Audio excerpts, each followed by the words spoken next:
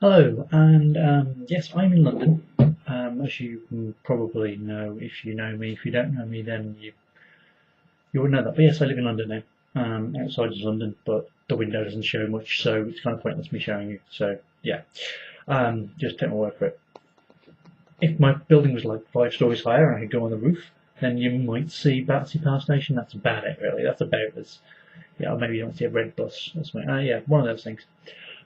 Anyway, the reason I actually thought, I'll make a video, because I was talking to myself earlier, thinking about stuff that was said yesterday on Twitter, and it sort of made me think, I could talk to myself on a camera. That would work really well in terms of getting my point across.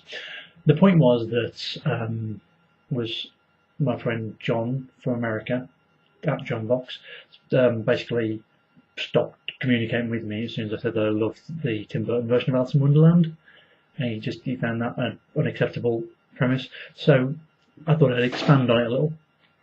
So yeah, this is me doing that.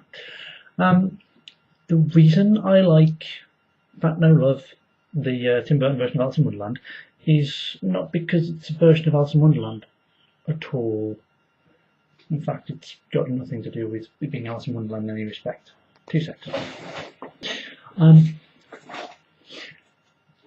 Now, the reason I love it is because the story. The story is entirely the reason why I love it. It's basically a story about someone who's an adult finding something fantastical and it making their life so much better, which is basically the story of my inner mind workings over any given day.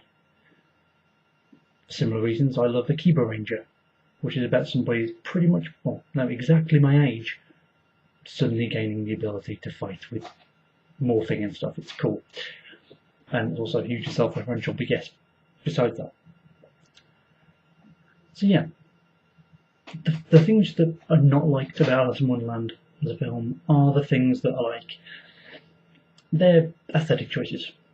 And let's be honest, Wonderland is a construct of imagination and absurdity and complete mentalness. So it not looking great, it not really looking what aesthetics would say is an aesthetically pleasing thing. So what? It's an imaginary construct. The whole world is an imaginary construct. Even if you treat it as a real place, it's a real place where things don't really make the conventional sense. And so if you're trying to apply standard rules of logical aesthetics to it, then what are you doing with your life? The film itself, there were a number of things in there that I thought were a bit like, the whole, I can't remember what the dance thing he does. Yeah, Matt Hatter does a dance at the end. And there's some other little things. They were clearly put in there for kids. And I can totally accept that. I can totally accept that for the simple reason that it's a kids' film. It was it was made for kids to go and see, and I accept that in all media. I accept that there were a lot of things in the Star Wars prequel trilogy that were put in there precisely because it's meant to aim to kids, and so there's a lot of similar things with Doctor Who. But there's a lot of things in there that exist because it's meant to be aimed at kids, and that's perfectly fine. It's perfectly acceptable. As far as I'm concerned, it's just another story. And if the story's good and it sweeps me away, then all the things kind of go by the wayside. I mean, obviously, good aesthetic will keep me interested, don't get me wrong. Something that I feel looks good, something that makes me go, wow, that looks pretty. It's going to keep me interested. Hell, anything shown in high definition nowadays will do that. So, that's the thing.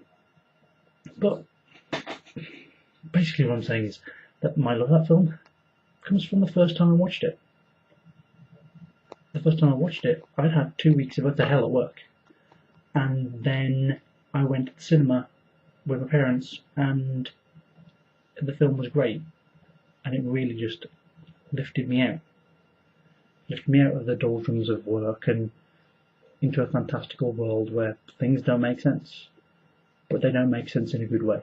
And that was a wonderful experience, and I wouldn't exchange that for anything. So,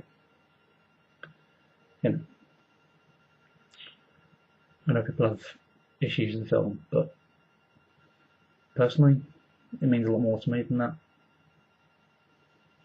It's a very, very real memory of escapism, set in a completely fantastical notion that starts and ends in a grounded, real scenario. And that is my ideal fiction, so, you know,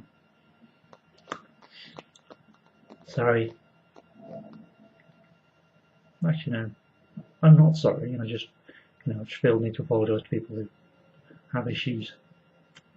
Sorry for the issues you got there, but I hope that they're not too burdensome. Is burdensome a word? Yeah, I'll stop now. Ta-ta.